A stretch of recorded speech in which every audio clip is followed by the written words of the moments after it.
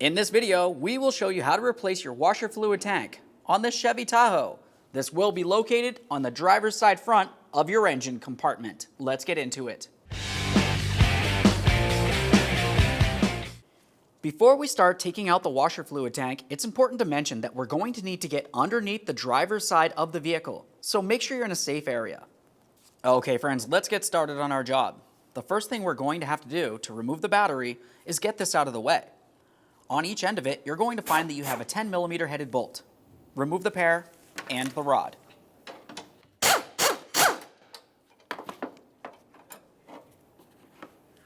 Now we can start disconnecting the battery. When you do this, it's important to start with the negative battery terminal first. Use an 8mm wrench, loosen this up, and remove it from the battery.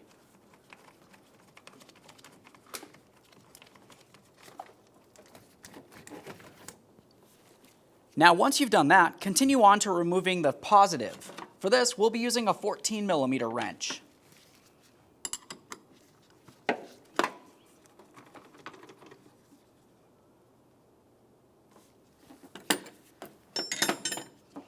Go ahead and give that a wiggle and remove it from the battery as well. Slide this right out of the way.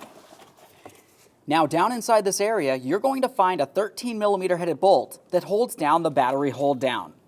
Let's remove that mounting bolt and the battery hold down.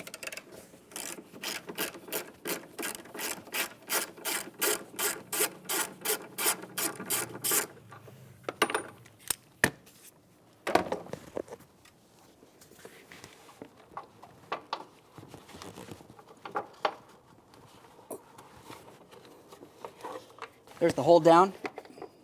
There's our bolt. Put those together and set them aside. Now that we have the hold down out of there, let's start removing the battery. As you start lifting this up, be extremely careful because it is heavy.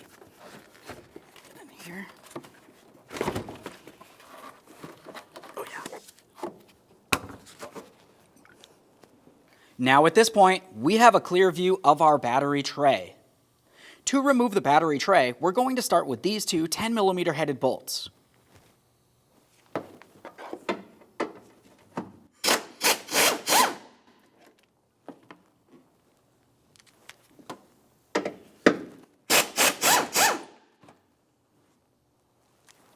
Now we can move along to our 5 lower bolts. We'll start with the 2 on the inboard side.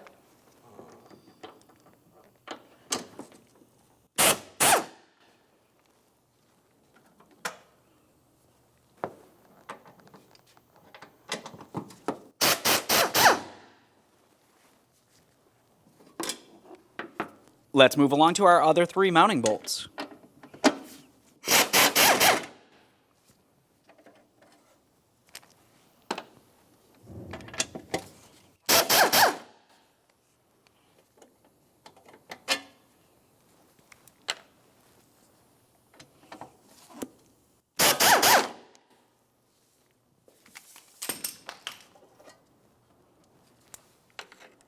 Take hold of your battery tray and remove it from the vehicle.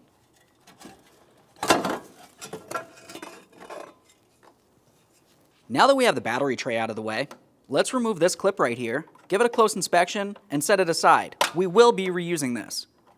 To remove it, you can use a small screwdriver or pick, just work it right out of place and set it aside.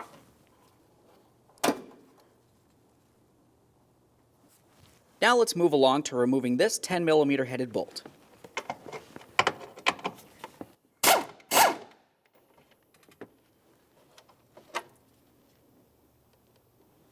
Now let's make our way inside the driver's side wheel well. We're going to have to try to remove the inside fender liner to gain access to where the washer fluid reservoir is located, behind here. Now for me personally, I like to have a little bit of extra room in this area, so I will be removing the front wheel. If you're the same, go ahead and safely raise and support the front of the vehicle so the wheel's off the ground. Remove all 6 of your 22mm lug nuts and then the wheel.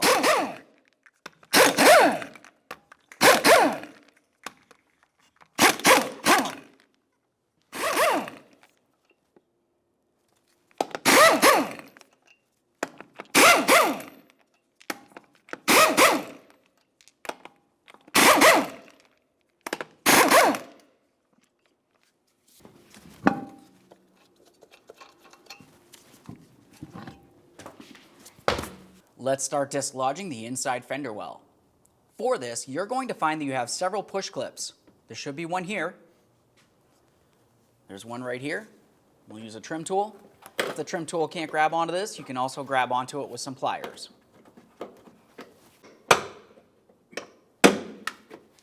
Typically for these trim pieces, you just want to pull out the inboard side, and then you should be able to grab onto the outside of it and pull it right out of there.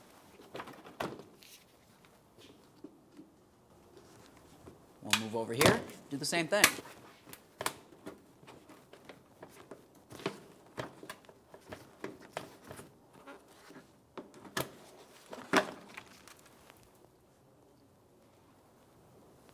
Let's make our way up here. Now there should be one more down here. This one's broken on ours as well. Just try to pull this aside. If your tire's in the way, just tuck it right behind there. Now that we have that pulled out of the way, we have a clear view of our washer fluid reservoir. Continue on along this side. You'll find that you have one more 10mm bolt holding this in place. Once you have that removed, you're going to want to be holding onto this. We'll give it a little twist and start removing some wiring harnesses.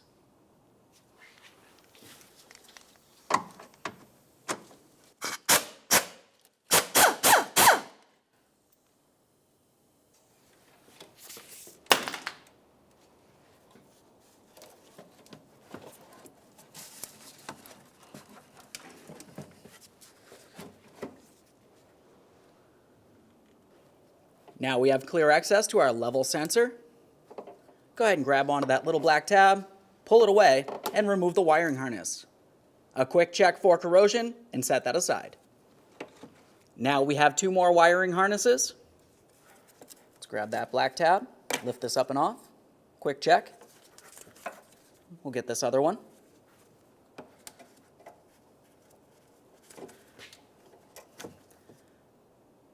You'll notice that each one of these wiring harnesses is a different color. Now we can start removing our washer fluid hoses. When you do this, keep in mind, if you have washer fluid in the tank, like we do here, washer fluid will start trying to come out of these two pumps. It's a good idea to have a collection receptacle under the area. We'll use a trim tool or a small prying device. Let's use that to break each of them free.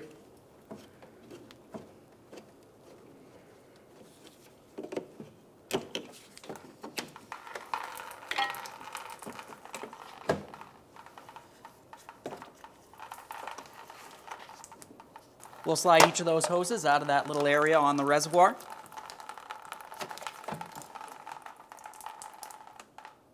Let's finish draining this and get over to the bench. Now that it's drained and on the bench, let's continue on to removing each of our washer fluid pumps. You'll notice on these pumps, they are shaped differently.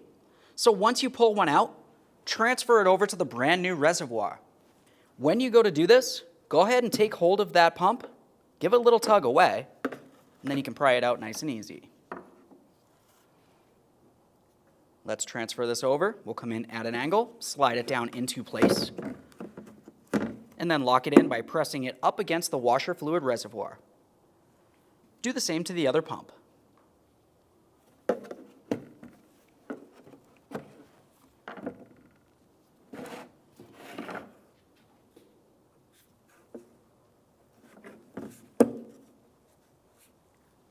Continue on to your level sensor. For this, we're just going to gently pry it out of place. Now we can take hold of this. We're going to give it a little wiggle. Gently slide it out of there. Just make sure that it's completely intact. Now we can set our original washer fluid tank aside and put the level sensor into the brand new one.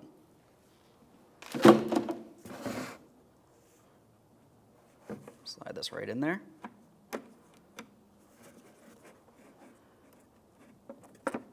Press it in, give it a wiggle to make sure it's completely secure.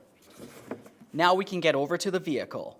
All right, let's install our washer fluid tank. Pay attention to our slot. We want to make sure that we put each of those washer fluid lines through it. We'll slide them right into place.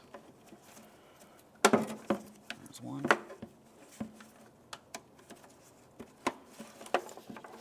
Now we can continue sliding this up. Reconnect your washer fluid lines. You just want to make sure you put them in the proper orientation. If they're backwards, you'll be squirting the rear window when you're trying to do the front. Let's continue on to reconnecting the pumps. Slide this in here. Give that one a click.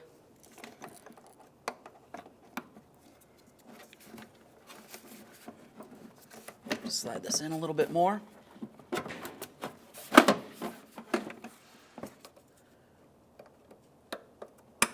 Once you're sure everything's properly connected, let's slide this into place and start in our mounting bolt.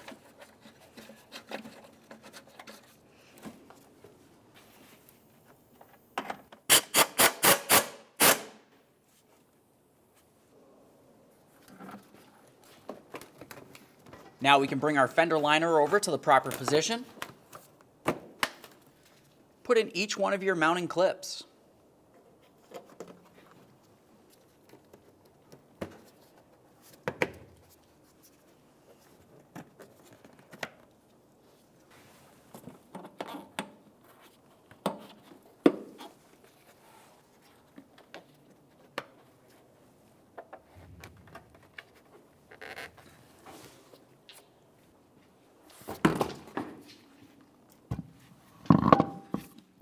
If you had to remove the wheel, go ahead and reinstall that now. Install each of your 22mm lug nuts, bottom them out. We'll get the wheel back on the ground, and then we'll torque each of these lug nuts to 140 foot-pounds.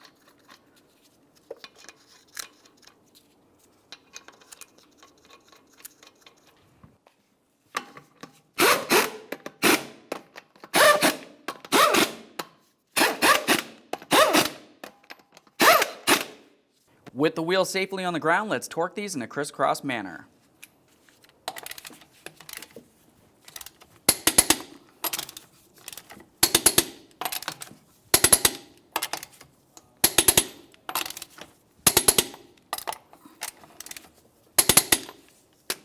Torqued. Install your lug nut covers.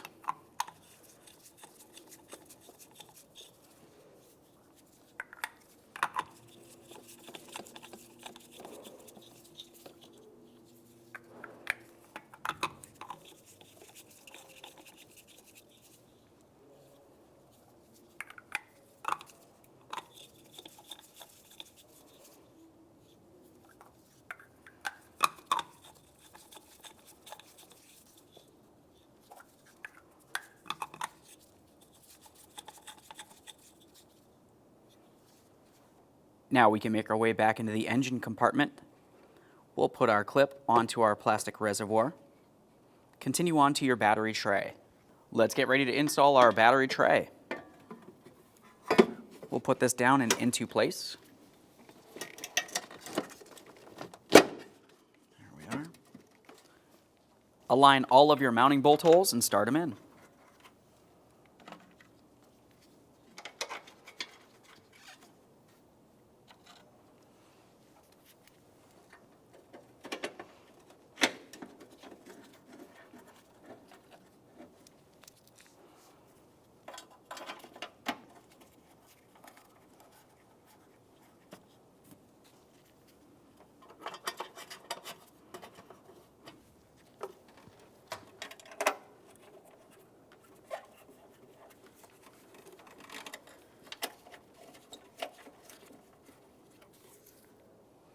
Now that they're all started, let's snug them up.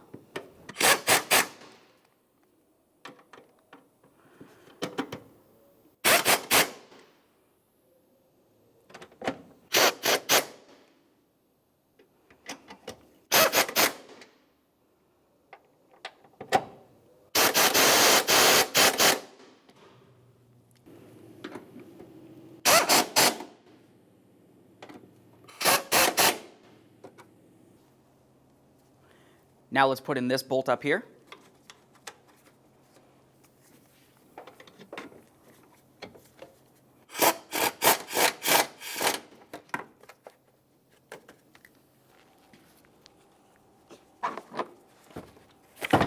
Reinstall your battery. Let's continue on to that battery hold down. This can be a little bit difficult to get your hands in here. Just get it in position, start in that mounting bolt, and then snug it up.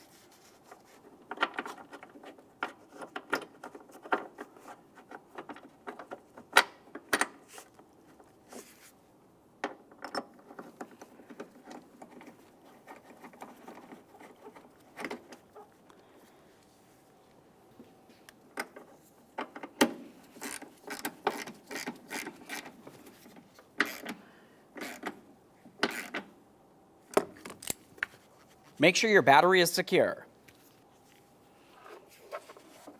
Reconnect your positive battery terminal first. Make sure we start it in by hand so we're sure it's not cross-threading into position.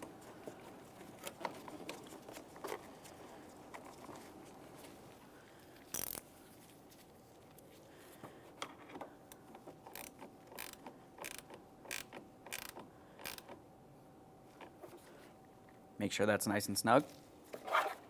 Put the cover on that. Continue on to your negative battery terminal.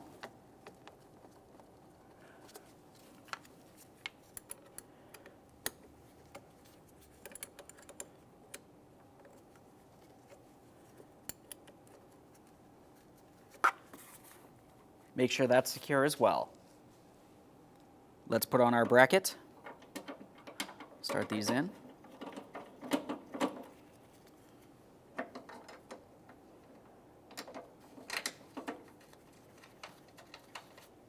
Once they're started, snug them up.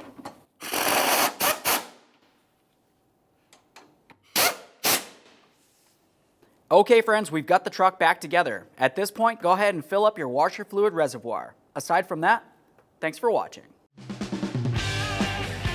When only the best will do, demand TRQ. The only company that lets you view before you do. TRQ is committed to offering the highest quality aftermarket auto parts that are engineered for peace of mind. Thanks for using and viewing with TRQ.